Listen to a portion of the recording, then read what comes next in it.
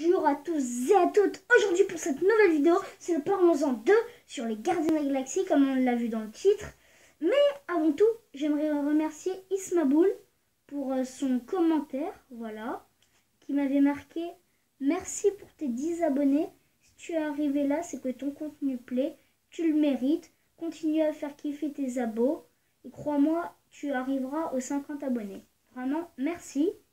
Et puis, on est déjà 20 en à peu près un mois.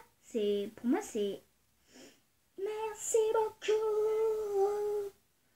Mais cette vidéo va pas porter sur ce remerciement. Excusez-moi.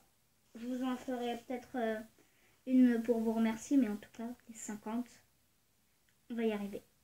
Même les 100, il y a 1 million, je pense que... Ah ouais, il en faut de la persévérance. Et donc, pour parler des Gardiens de la Galaxie, dans ce Parlons-en, hop, je vous montre le comics. Voilà, image du comics, qui est totalement différente de celle des films. Et donc, c'est ça que je trouve vraiment bizarre. Après, les deux films, ils sont géniaux, hein. Et j'ai trouvé génial... je les ai trouvés géniaux dans Avengers Infinity War. Et hop là, on continue avec mon beau livre. Casque de Star-Lord. Hop. Alors, dites-moi votre personnage préféré du film, du 1 et du 2. Moi, personnellement, du 1, c'était Star-Lord. Star-Lord. I'm Star. Oh mince. Il est dans mon décor.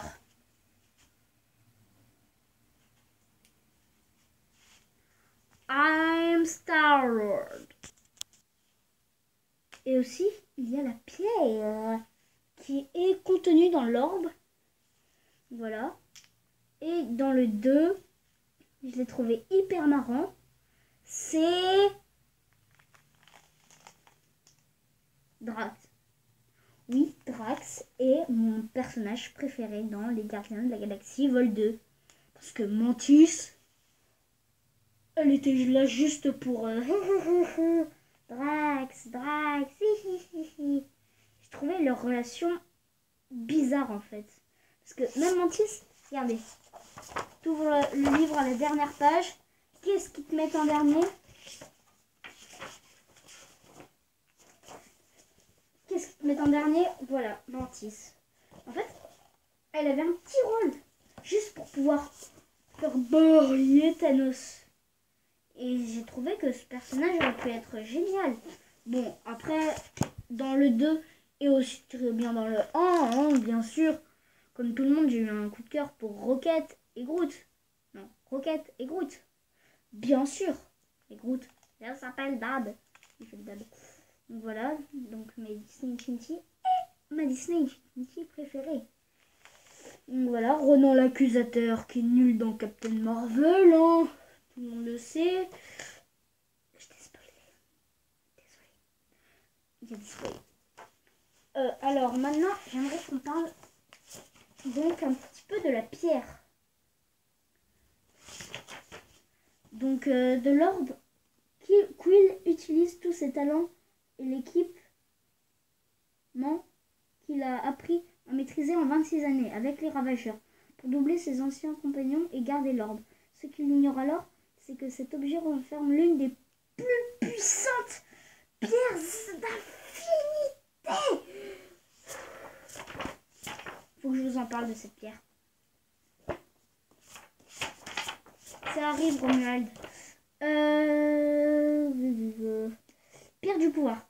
Autrefois cachée sur Xanda, la pierre du pouvoir émet une énergie pouvant détruire n'importe quel objet ou substance.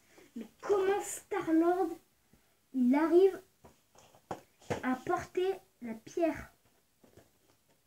J'ai trouvé ça incroyable. Mais quoique, moi aussi je suis surhumain.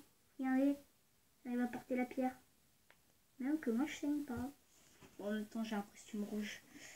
Alors, donc la musique de Quill. Voilà. Quoi d'autre? Yondu.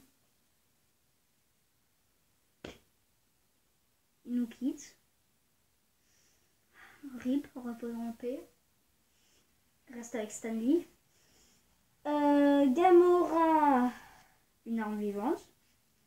Mais c'est une guerrière de sang-froid. Par contre, elle est aussi pilote navigatrice de talent. Vous savez toi? Moi, personnellement, j'ai pas grand chose à dire sur ce personnage. Pas kiffé ce perso. Par contre, sa sœur Nebula aura un rôle important à jouer dans Avengers Endgame. Nebula qui est plutôt assez stylée. Voilà. Ça, je vais pas le cacher. Par contre, ça, je savais pas. Donc voilà, en fait, dans les Gardiens de la Galaxie, c'est son implant cybernétique est hyper puissant. Tout le monde le savait. Après, en fait, j'ai pas grand chose à dire sur ces deux films, les Gardiens de la Galaxie. Ils sont bien. Ça va. J'espère que cette vidéo vous aura plu. Soyons 30. Et encore, merci. Au revoir. Abonne-toi, partage et commente. Au revoir, bisous.